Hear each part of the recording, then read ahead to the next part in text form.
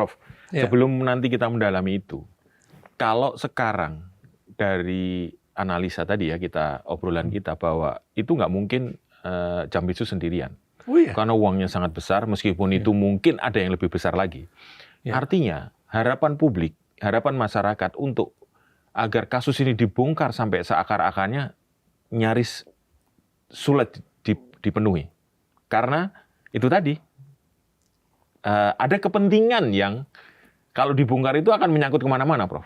Gimana, Prof? Sekarang Anda tahu ya, yang namanya Komisi Pemberantasan Korupsi, kita belajar dari Hong Kong ya. Betul. Yang dilakukan oleh pemerintah Hong Kong sebelum bergabung, belum menjadi bagian dari Cina, itu adalah membersihkan polisinya dulu.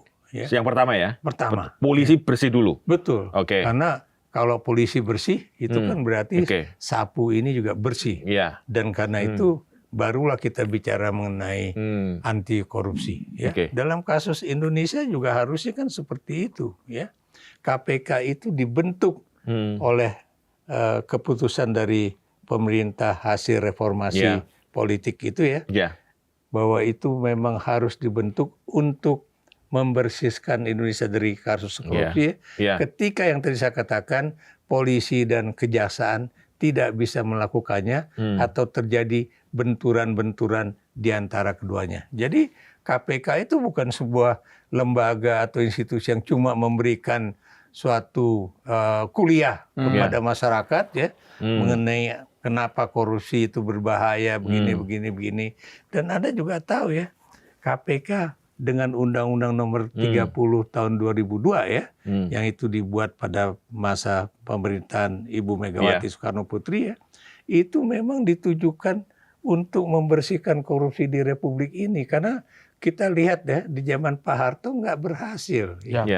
Betul. Kenapa zaman Pak Harto nggak berhasil? Ya karena itu tadi karena kita tahu yang namanya korupsi itu, menjawab pertanyaan Anda itu kan sudah ada di dalam persoalannya bahwa itulah yang kemudian akan banyak yang namanya intervensi eksekutif, legislatif, dan juga yudikatif.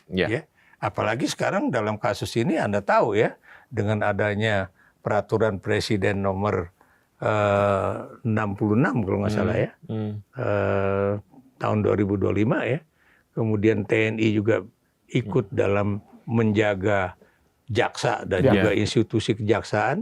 Ini juga buat saya unbelievable. Kenapa? Karena ini kan kemudian membenturkan institusi antara TNI dengan Polri.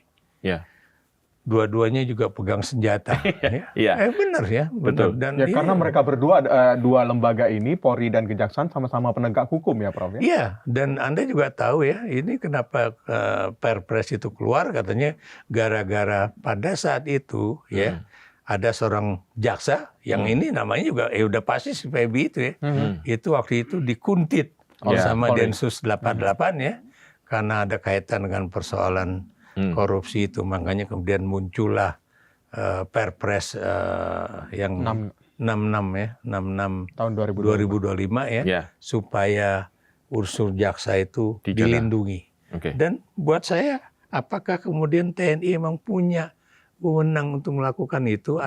Adakah di dalam Undang-Undang Tentara Nasional Indonesia itu bahwa tugas Tentara Nasional Indonesia atau operasi militer selain perang itu adalah melindungi kejaksaan? Menurut saya tuh nggak ada itu. Harusnya tidak ada, karena biar bagaimanapun yang namanya aparat pertahanan negara kalau kemudian digunakan juga untuk menjaga jaksa dan institusi kejaksaan, dan terus terang biar bagaimanapun orang juga tahu bahwa yang namanya jaksa atau institusi kejaksaan itu tidak pernah luput dari apa yang disebut dengan mafia pengadilan. Kalau kita bicara mengenai kenakalan-kenakalan itu kan bukan pada sisi hakim saja atau bukan sisi polisi aja, jaksa juga banyak. Anda lihatlah berapa jumlah jaksa yang kemudian juga kena dan kita tahu bahwa memang kejaksaan itu memiliki komisi kejaksaan ya, tapi kita juga nggak tahu apakah komisi itu memiliki suatu kekuatan yang amat hebat ya dibandingkan misalnya KY, Komisi Yudisial itu terhadap hakim misalnya. Ini kan kita masih bertanya sampai sekarang komisi polisian aja kan juga ya, Kompolnas itu ini juga tidak memiliki suatu kekuatan yang begitu kuat kalau terjadi misalnya persoalan rekening gendut atau apa istilahnya korupsi di antara jenderal-jenderal polisi. Prof, kalau tadi roadmap-nya di Hong Kong kan jelas ya, memulai dari polisi dulu. Betul. Karena mungkin di sana polisi adalah garda terdepan untuk pemberantasan korupsi atau aparat yang mungkin waktu itu banyak melakukan korupsi. Nah, di kita sekarang kondisinya adalah di kejaksaan ada, di kepolisian ada, bahkan di KPK pun ada. Yang dulu kita tahu sejak sudah berubah jauh dari zaman pertama Ibu Mega sampai hari ini kan KPK cukup membuat publik juga bertanya sampai undang-undangnya diubah. Sekarang kita harus mulai dari mana nih, Prof? Benar KPK, mungkin banyak orang berpendapat begitu. Tapi apakah kepercayaan itu memang harus diberikan meskipun ada keraguan tadi di sejarahnya KPK? Orang tidak percaya kepada KPK setelah KPK dilemahkan oleh Jokowi. Iya, betul. Itu harus diingat ya. Sebelum 2019 itu KPK itu sangat ditakuti. Sangat ditakuti. Betul. Bahkan bukan cuma oleh eksekutif ya, tapi juga kalangan legislatif. Makanya dulu Anda tahu di dalam kalangan legislatif juga tidak sedikit yang kemudian juga mendesak agar Presiden Jokowi itu kemudian mengubah undang-undang KPK. Melemahkan KPK ya, dalam tanda kutip ya. Tidak lagi independen, tidak lagi sekuat dibandingkan di masa lalu. Jadi itu, makanya sejak perubahan pada undang-undang KPK pada 2019 itu, sejak itulah yang kemudian namanya KPK kan menjadi sebuah institusi yang cuma lebih banyak untuk memberikan pendidikan tentang anti korupsi, pencegahan ya, ketimbang dia menjadi orang yang bisa menindak ya.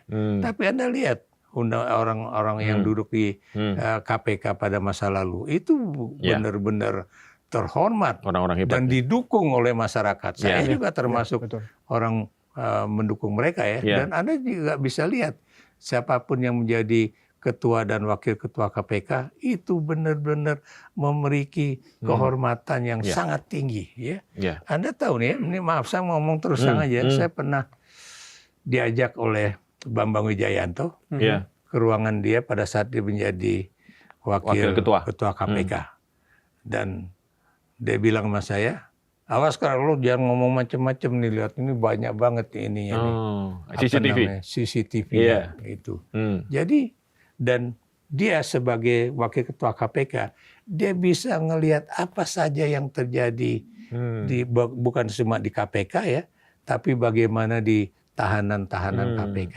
Ya itulah. Tapi Anda juga tahu ya, Abraham Samad dan Bambang Wijoyanto kan kemudian dikriminalisasi. Betul. Abraham Samad dibilang misalnya melakukan macam-macam lah ya, yang bersifat sangat pribadi. Dan dia tidak takut untuk kemudian ayo buka-bukaan aja, nggak ada. Ternyata memang tidak terbukti. Bambang juga demikian. Dalam kasus pemilu pilkada di Kalimantan Selatan. Macam-macam lah, macam-macam. Tapi saya terus terang ya kenal Bambang Wijoyanto tuh dari tahun 1987 dan saya tahu orang itu ya sangat benar-benar memegang teguh yang namanya apa istilahnya itu. Integritas diri ya. Karena waktu itu dia menjadi ketua Yayasan YLBHI di Papua sana di Jayapura. Jadi saya kenal dia tuh sejak pada saat itu.